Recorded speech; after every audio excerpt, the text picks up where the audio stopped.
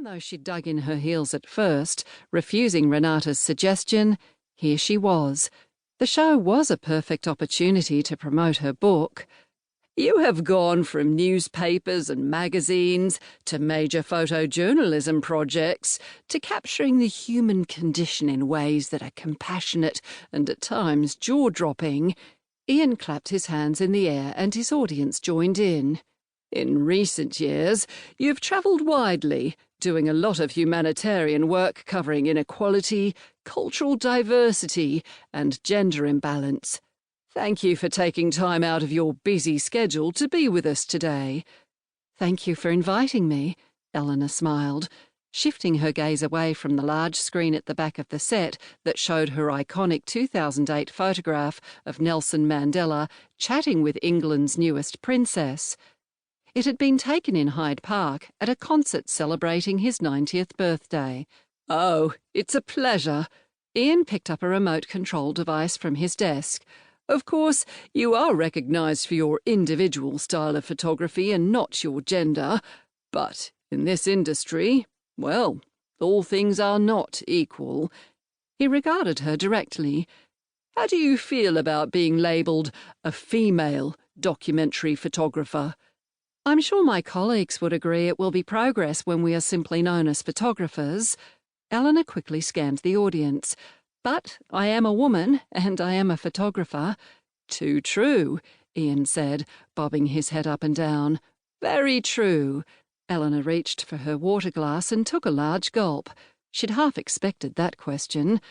Let's look at some of your career highlights, shall we?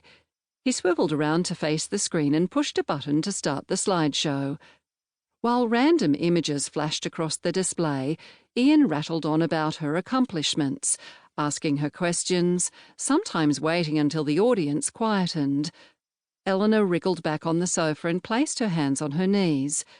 She was chuffed at Ian's generously flattering remarks. It was pleasing to discover that he had a genuine interest in her work. One last picture, I hope you don't mind, but it shows that being a photographer with a social conscience is damned hard, and sometimes harrowing. He pushed a button on the remote, freezing a large black and white photograph of Eleanor on the screen.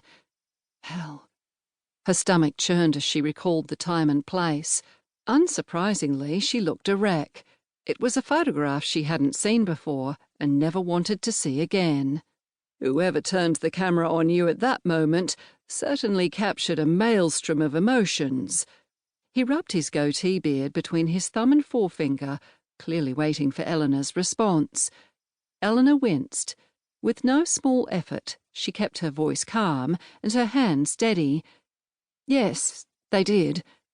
Pictures of her had surfaced before, especially in the good old days when the paparazzi would snap shots of Eleanor and her celebrity girlfriend. Why would anyone bother taking a photograph of her now? She no longer had the celebrity girlfriend, and she was just a photographer doing her job.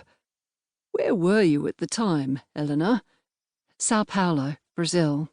Eleanor pulled at her shirt collar, as though the intense heat had drifted all the way from that tiny airless shanty into the air-conditioned Waterloo studio. The enormous image showed her insect-bitten, blotchy face, the sweat dripping off her forehead, nearly blinding her. She looked totally haggard, almost dwarfed by the camera she had her hands wrapped around. What was going on? Ian asked. She lowered her eyes away from the screen, swallowing the lump rising in her throat. It was the funeral of a 14-year-old girl who died during childbirth in the favela slums. Fernanda, Eleanor whispered, almost reverently. Her name was Fernanda. I was on assignment covering the government's campaign to reduce teenage pregnancy. It was actually backfiring and the situation was only getting worse. I spent 2 weeks in the favela, photographing young pregnant girls in the community. Fernanda went into premature labour and died as a result of multiple complications. Horrific circumstances. It's not surprising you look so distraught in the photo, he said, his voice laced with concern. Eleanor forced herself to look back at the huge